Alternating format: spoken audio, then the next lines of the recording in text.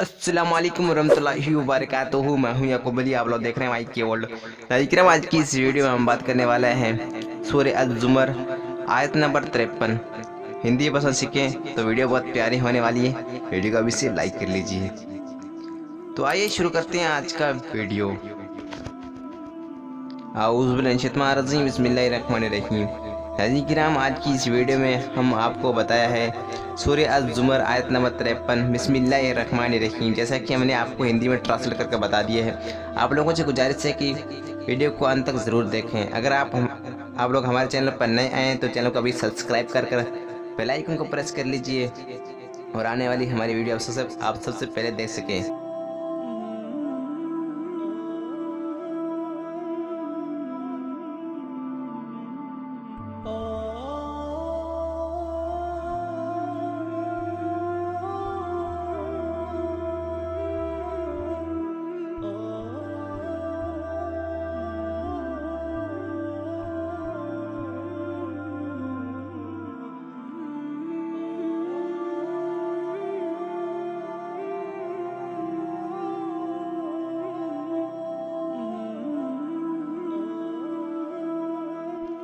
मेरे दीनी भाई बहनों, आज की वीडियो में इतना ही। ए मेरे अल्लाह, इस वीडियो में जो भी गलतियाँ तो उसे अपने फजल करम से माफ़ फरमा, आमीन।